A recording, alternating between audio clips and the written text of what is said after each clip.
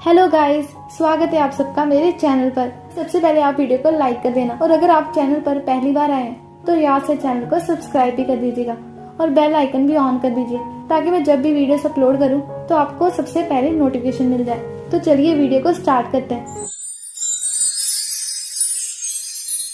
तब तक हमने देखा कि लॉयर जंग मिस चा को घर छोड़ने आता है, पर वो मिस चा का कुछ सामान अपनी कार में ही रहने देता है। मिस चा अपने घर का दरवाजा खोलती है पर उसके पीछे आकर कोई पर्सन खड़ा हो जाता है और मिस चा पीछे मुड़ती है और फिर इन दोनों के बीच काफी फाइट होती है। ये पर्सन उसे कहता है कि मुझे कहा गया है कि तुम्हें इतनी आसानी से मारना नहीं है। ली ह्यून घर पर पर्पल फ्लावर्स वाली पेंटिंग और कार वाली पेंटिंग को कनेक्ट करने की कोशिश कर रहा था और उसे आज अम्यूजमेंट पार्क वाला स्टॉकर याद आता है, तो वो जल्दी से मिस चा के पास जाता है क्योंकि उसे लग रहा था कि कहीं मिस चा को कोई खतरा तो नहीं। ली ह्यून मिस चा को कॉल भी करता है पर वो उसकी कॉल पिक नहीं करती। फिर ली ह्यून कांग से मिस चा के बारे में पूछता है पर उसे कुछ भी नहीं पता था। बाहर लॉयर जंग खड़ा सोच रहा था कि क्या मुझे उसे जीने देना चाहिए और फिर वो मिस चा को बचाने पहुंच जाता है और स्टॉकर से फाइट करने के बाद उसे यहाँ से भाग जाने को बोलता है। फिर ली ह्यून भी वहाँ पहुंच जाता है और वो स्टॉकर को देख लेता है पर स्टॉकर फिर से भाग जाता है। रूम में लॉयर जंग मिस चा से कहता है कि मैं तो यहाँ इसलिए आया था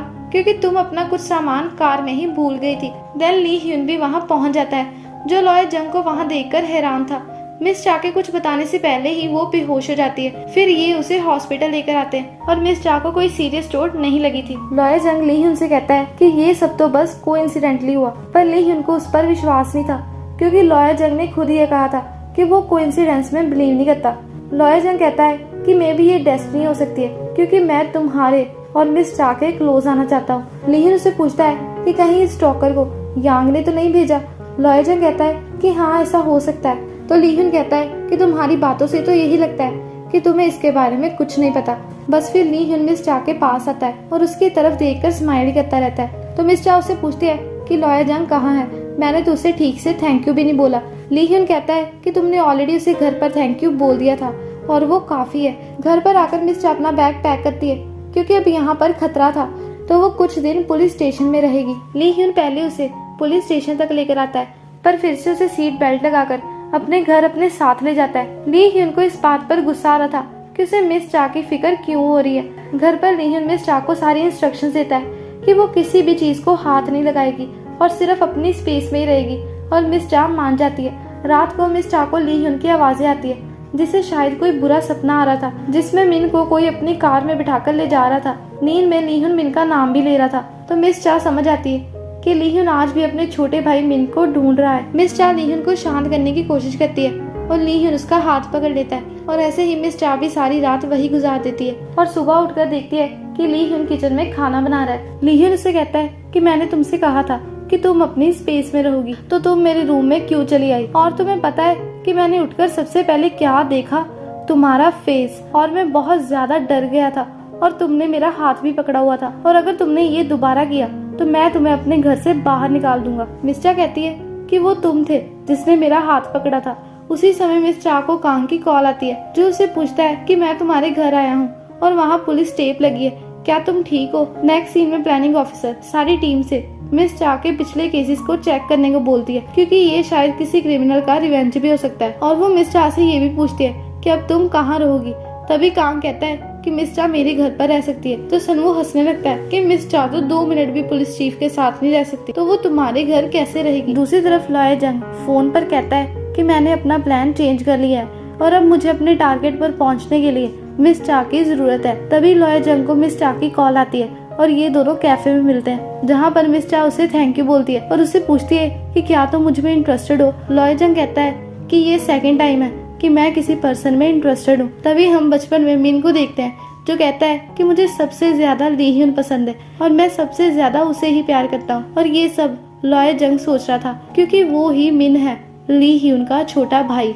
और फिर लॉयर जंग अपने मन में हमें बताता है कि डैड ने ली ह्यून को बेसमेंट में बंद कर दिया और मैं अकेला रह गया। जिस रात जून जंग ने मिस्टर ली को मारा था उसी रात मिन घर से भाग गया था और बारिश से बचने के लिए वो एक कार में छुप गया और वो कार जून यंग की थी तो जून यंग उसे जबरदस्ती अपने साथ ले जाता है। ली ह्यून कार के पीछे भागता है पर जून यंग मिन को लेकर चला जाता है और मिन को यही लगता है कि ली ह्यून ने उसे छोड़ दिया और उसे जून यंग को दे दिया, और आज भी वो यही सोचता है। ली ह्यून जून हो के ऑफिस जाता है और वो उससे उस मर्डर टेक्निक्स के बारे में पूछता है जिसमें किलर विक्टिम की बॉडी को गायब कर देता है। जूनो उसे बताता है कि बॉडी गायब करने के बहुत सारे तरीके हैं और प्रोसिक्यूटर शिन ने ली ह्यून को बताया था कि जून यंग ही एक ऐसा सीरियल किलर था जिसके विक्टिम्स की बॉडीज नहीं मिलती थी और बिना बॉडी के उसे पकड़ने का कोई सबूत भी नहीं होता। ली ह्यून उसे पूछता है कि क्या ऐसा कोई सीरियल किलर है जिसके विक्टिम्स की बॉडीज ना मिलती हो। तभी ली ह्यून को उसके आर्ट डायरेक्टर फ्रेंड की कॉल आती है जो उसे आर्ट गैलरी मिलने बुलाता है, क्योंकि आर्ट डायरेक्टर को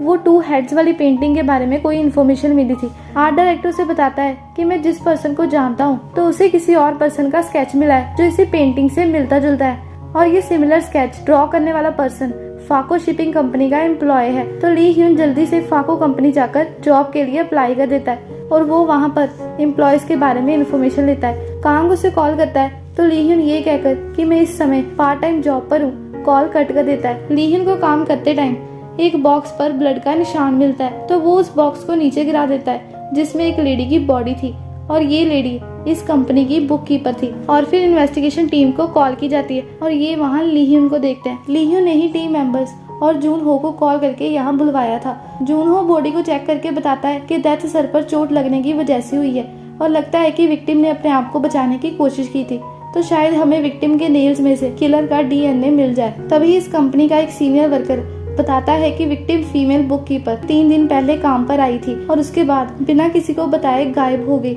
ली ह्यून और जून हो यही सोच रहे थे कि ये प्लान्ड मर्डर नहीं हो सकता क्योंकि इसमें किलर ने बहुत सारी गलतियां की। ली ह्यून सोच रहा था कि इस बॉक्स पर एक मार्क था, मतलब जिस पर्सन को ये मिलने वाला था वो इसे शायद ओशियन में फेंक देता और फिर ये एक मर्डर बन जाता जिसमें विक्टिम की बॉडी नहीं मिलती। नेक्स्ट सीन में ली ह्यून मिस चा से पूछता है कि अगर तुम जून यंग को पकड़ लोगी तो उसके बाद क्या करोगी। तो मिस चा उसे बताती है कि दाइजंग ने भी मुझसे यही सवाल पूछा था कि जब तुम अपने दुश्मन को अपने सामने देखोगी तो तुम क्या करोगी, और मैंने उससे कोई जवाब नहीं दिया। और फिर ये दोनों प्रॉमिस करते हैं कि अगर किसी को कुछ भी पता चला तो ये एक दूसरे को जरूर बताएंगे, और दोनों इस बात पर एग्री हो जाते हैं। जून हो ली ह्यून को बताता है कि हमें विक्टिम की बॉडी पर सेक्सुअल असॉल्ट के कोई निशान नहीं मिले। इसके बाद ली ह्यून वर्कर से पूछता है कि क्या कोई ऐसा पर्सन है जिसके साथ विक्टिम का कोई रिलेशन हो, पर इन दोनों में फिर आर्गुमेंट्स होने लगे हो। तो सब इल्जू का नाम लेते हैं। दूसरी तरफ जिमी को कोई एविडेंस मिला था और सनवू को एक वर्कर दिखता है जो उसे देखकर भागने लगता है, पर सनवू उसे पकड़ लेता है, शायद ये इल्जू ही है।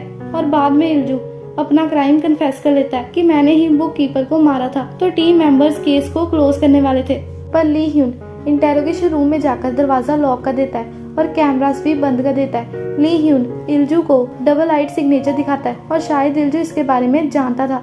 ली ह्यून उसे सच बताने को बोलता है। इल्जू बताता है कि मैं किसी और बॉडी को ट्रांसपोर्ट कर रहा था और तब इस बुक कीपर ने मुझे देख लिया था, तो फिर मुझे इसे मारना पड़ा। इल्जू हमेशा डेड बॉडीज को ट्रांसपोर्ट करता था, पर उसे ये नहीं पता था कि किलर कौन है, क्योंकि उसे बस ये काम करने के लिए किसी की कॉल आती थी और कोई और पर्सन इन बॉडीज को फेंकता था, और इस काम के लिए इल्जू को काफी पैसे मिलते थे। और फिर एक दिन उसने बॉक्स को खोलकर देखा और वो डर गया, और सारी डेड बॉडीज पर वही डबल आई वाला सिंबल भी बना हुआ था। तो ऐसे ही इल्जू को हर बार क्यूरियोसिटी होने लगी और वो बॉक्सेस को चेक करता रहा। एंड लेटेस्ट बॉडी जो उसे मिली थी वो प्रोसिक्यूटर शिन की थी। ली ह्यून जब उसे पूछता है कि अब तक तुमने कितनी बॉडीज ट्रांसपोर्ट की, तो इल्जू से बताता है कि 1 बीड पर पर्सन। दूसरी साइड आर्ट स्टूडियो में लॉयर जंग एक पेंटिंग बना रहा था जिस पर वही डबल आई सिंबल था, और फिर हम लॉयर जंग और मिस चा की पूरी बातें सुनते हैं जिसमें वो बताता है कि मैं जिस पर्सन को पसंद करता हूँ मैं उससे मिलता रहता हूँ, पर वो तो अब मुझे पहचानता भी नहीं। मिस चा उससे कहती है कि तुम उस पर्सन से खुद पूछ लो कि मैं तुम्हें क्यों याद नहीं। लॉयर जंग कहता है कि नहीं, क्योंकि मेरे लिए अब ये एक गेम की तरह है। और लॉयर जंग अपने मन में कहता है कि प्लीज मुझे याद करने की कोशिश करो। नेक्स्ट सीन में इल्जू पुलिस स्टेशन में लॉयर जंग की आवाज सुनता है जो मिस चा से बात कर रहा था, और इल्जू पीछे मुड़कर देखता है। लॉयर जंग के चेहरे पर एक ईवल सी स्माइल थी और ली ह्यून इंटेरोगेशन रूम में बीट्स को ही देखी जा रहा था, like 2 brothers but different sides of the crime. तो इसके बाद की स्टोरी मैं आपको नेक्स्ट वीडियो में बताऊंगी। तो मिलते हैं नेक्स्ट वीडियो में। Bye bye, see you again.